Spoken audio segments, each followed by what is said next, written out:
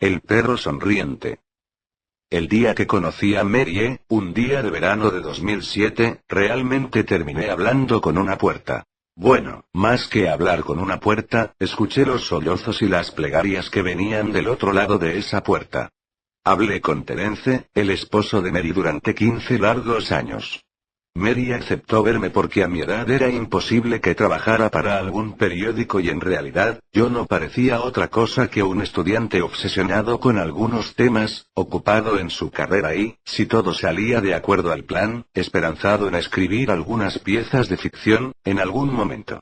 Y eso era todo lo que yo era. Obtuve la dirección de su casa y acordé visitarlos en un fin de semana en el que yo estaría en Chicago visitando a una tía.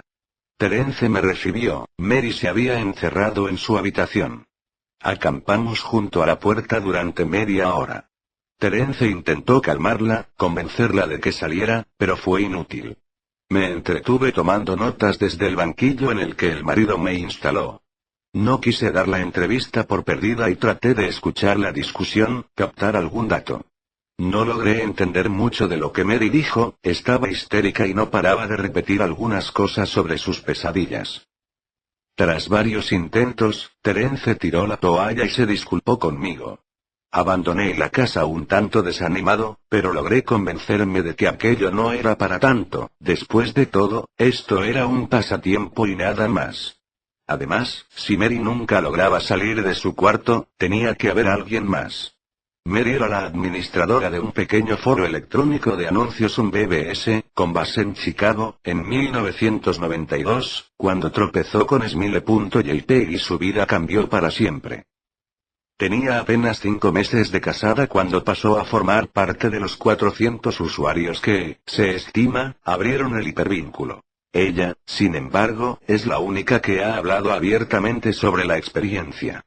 El resto han permanecido en el anonimato o quizá han muerto. Fue en 2005, cuando apenas cursaba la preparatoria, que Smile.jpg atrajo mi atención por mi creciente interés en los fenómenos surgidos en Internet. Mary solía ser la víctima que se citaba para darle credibilidad a un fenómeno que también llegó a denominarse como Smile.gov. Lo que más me atraía era el absoluto silencio en Internet sobre la cuestión, la gente familiarizada con los rumores y dispuesta a hablar sobre ellos los consideraba apenas un hoax, pues incluso dedicando algunas horas a la tarea, es imposible encontrar la imagen. Ciertamente, existen muchas fotos manipuladas con la finalidad de hacerse pasar por la original y es eso lo que uno va a encontrar en los primeros intentos con cualquier buscador. A la imagen original se le atribuyen efectos colaterales muy significativos: ansiedad aguda, delirio y en algunos casos, epilepsia. Creo que ese es el principal motivo de que el archivo sea apenas una sombra, un fantasma que suele mencionarse de vez en cuando. La censura del tópico se apoya en el escepticismo o en el miedo. Ni Smile.jpg, ni Smile.doc son mencionados en Wikipedia, aunque virales más escandalosos como goasello.jpg o 2girls1cup, cuentan con su propia entrada. Asimismo, cualquier intento de subir una contribución referente a Smile.jpg, es sistemáticamente eliminada por cualquiera de los múltiples administradores de la enciclopedia en línea. Al parecer, ya se hablaba de Smile.jpg en los remotos tiempos de Usenet, e incluso existe una historia muy persistente sobre un hacker que en 2002, inundó los foros de sátira y humor de Something Awful con la imagen, volviendo epilépticos a casi la mitad de su público. Se cuenta también, que para finales de la década de los 90, una cadena circuló vía email con el asunto. Sonríe, Dios te ama. Sin importar los altos márgenes de exposición que estos eventos supondrían, pocas personas admiten haber tenido contacto con el archivo y hasta ahora, ninguna página o vínculo convincente ha sido descubierto. Aquellos que claman haber visto Smile.jpg, suelen alardear agregando que en el momento en que lo vieron estaban muy ocupados como para guardar una copia en su disco duro. De cualquier modo, las descripciones de las presumibles víctimas suelen tener algunos puntos de coincidencia. Un perro cuando se especifica su raza, un husky siberiano, iluminado por el flash de la cámara en una habitación en penumbras. El único detalle que se distingue en la imagen es una mano que surge desde la penumbra y usualmente, no parece hacer nada más que posar, hacia el margen izquierdo. Por supuesto, el enfoque de la imagen es el perro o la criatura similar a un perro, como también suelen llamarlo. El animal muestra una par de filas de enormes, blancos y afilados dientes, con un gesto que casi parece humano. Se suele agregar que la imagen se ha quedado dentro de la cabeza del espectador y que conforme se repite, vuelve en momentos de distracción durante el día, esta va envolviendo la mente, hasta el punto en el que la imposibilidad de pensar en otra cosa se confunde con la sensación de no poder mirar hacia otra parte y la imagen comienza a despertar impresiones en los otros sentidos. Estos, por llamarlos así, episodios, parecen estar relacionados con los diagnósticos de epilepsia y también con la aparición de pesadillas, nítidas y paulatinamente más inquietantes. Después de que la condición empeora, el testigo suele terminar medicado y esto, al menos en algunos casos, suele mitigar el proceso. Supongo que el tratamiento que Mary tomaba, no fue parte de esos casos. Después de regresar de Chicago, me dediqué a enviar mensajes de solicitud a varios grupos de noticias, foros, sitios y listas de correo, esperando encontrar el nombre de algún supuesto testigo de Smile.jpg que sintiese la necesidad de dar su testimonio. Pasó demasiado tiempo sin ninguna respuesta y en algún momento, mi curiosidad comenzó a apagarse. Me encontraba camino a exámenes finales. Mary me envió un mail, a principios de marzo de 2008. Todavía tengo mucha vergüenza por el modo como te traté cuando me visitaste. Espero comprendas que no tuviste nada que ver con esto, fue por mis problemas. Creo que hubiera podido ser más amable y espero que me perdones. Tenía mucho miedo. Me siento acosada. He vivido así durante 15 años. El perro viene a mí en mis sueños, cada noche. Sé que parece mentira, pero es cierto. Hay algo, un color, algo que hace que las pesadillas que tengo no se parezcan a ningún sueño que hubiera tenido antes. Ya no recuerdo tanto los sueños que tuve antes. En mis sueños, nunca me muevo. Nunca hablo. Simplemente estoy mirando la escena de esa foto horrible, veo la mano, veo el perro y el perro habla. He pensado qué hacer durante mucho tiempo, he tenido mucho tiempo para pensarlo. Me imagino que se lo hubiera podido enseñar a algún compañero, a algún extraño, incluso a Terence aunque la idea no me gustara. Cada noche durante 15 años, Smile.dog ha venido a mis sueños y me ha exigido que difunda la palabra y entonces, si el perro cumple con su palabra, me dejará en paz. Lo que me detiene es pensar en lo que haría si me miente y si no la cumple. Y si todo se pone peor después de que lo obedezca, entonces ¿qué? Así que nunca le he hecho caso. Durante 15 años mantuve el disquete escondido entre mis cosas. Todas las noches viene y me exige que difunda su palabra. Pero yo he aguantado. Muchos de mis amigos del foro, los que vieron el archivo, dejaron de postear y luego se mataron. Otros simplemente desaparecieron y no supe más de ellos. Son los que más me preocupan. ¿Qué decidieron? ¿Le hicieron caso? Perdóname, pero cuando hablaste con mi esposo y acordaron una cita yo sentía que al fin me iba a volver loca. Había decidido darte el disquete. Ya no me importaba si el perro estaba mintiendo o no, quería que todo terminara, como fuera.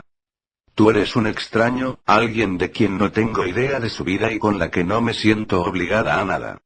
Por eso pensé que sería más fácil, dártelo para tu investigación y que no me importara que fuera a pasar contigo. Pero antes de que llegaras me vi en el espejo y me di cuenta de lo que estaba haciendo. Estaba a punto de arruinar tu vida para siempre.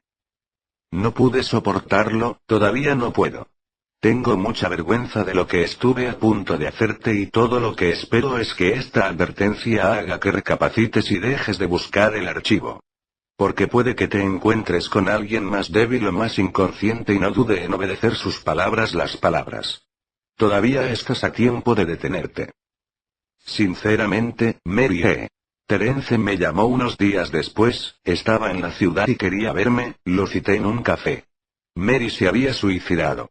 Después de cremarla, había decidido revisar sus cosas, sus cuentas de correo y su ordenador. Fue hasta que me contó que había dado con el email que su esposa me mandó, que me di cuenta del verdadero estado en el que se encontraba. Era poco lo que quedaba del carácter afable y seguro con el que me había encontrado el año pasado. Me pidió que hiciera caso de lo que su esposa me había advertido. Había encontrado el disquete, etiquetado simplemente como Dog, en una estantería, en medio de un libro. Lo había roto y le había prendido fuego hasta volverlo nada más que un pedazo de plástico negro y retorcido. Silbó, me dijo.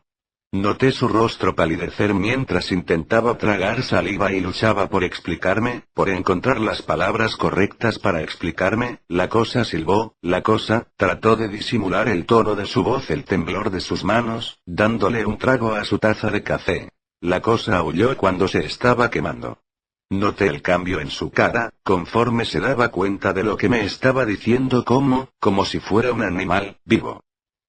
Me conmovió, quizá demasiado. Tengo que admitir que no supe cómo manejar mi encuentro con Terence. Si esto era una broma, era una muy buena. Pensaba, para calmarme, que todo era un engaño. Parecían una pareja seria, pero quién sabe, quizá solo se habían estado divirtiendo. Luego encontré el obituario de Mary e incluso, encontré una pequeña nota que cubría su muerte en la sección policíaca de un tabloide de Chicago. Estaba muerta, al parecer, aunque ni la nota ni el obituario decían nada acerca de un suicidio. Decidí abandonar definitivamente mi pasatiempo, sobre todo porque estaba por finalizar el semestre y tenía que concentrarme en los exámenes. El mundo tiene formas extrañas de ponernos a prueba. Casi después de un año completo de que viera al esposo de Mary, recibí otro mail. Encontré tu correo electrónico en una lista de correo. Tu perfil decía que estabas buscando a Smiledog. Yo la vi y no es tan mala como todo el mundo dice. La adjunto. Hay que difundir la palabra palabras. El fin del mensaje todavía me da escalofríos. Mi cliente de email mostraba un archivo adjunto. Su nombre, como era de esperarse, era smile.jpg. Consideré si bajarlo o no. Era muy probable que fuese falso, todo lo que había pasado no volvía más probable otro resultado. Además, aún no estaba completamente convencido de los dichosos poderes de un simple fichero.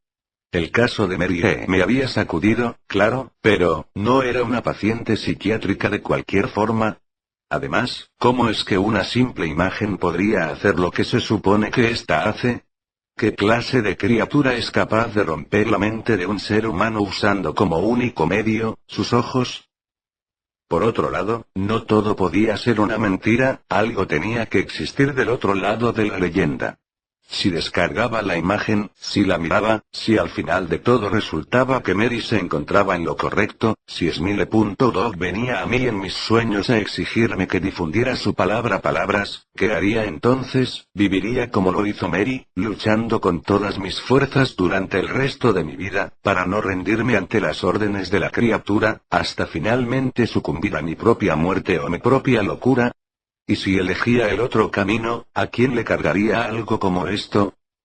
En mi intención original, que era escribir un artículo corto sobre Smile.jpg, había pensado que podía anexar la imagen como evidencia, pero en esos momentos no esperaba que cualquiera que leyera el artículo, cualquier interesado, terminara afectado. Asumiendo que el archivo adjunto en el mail fuera genuino, sería lo suficientemente malicioso como para salvarme a mí mismo de esa forma.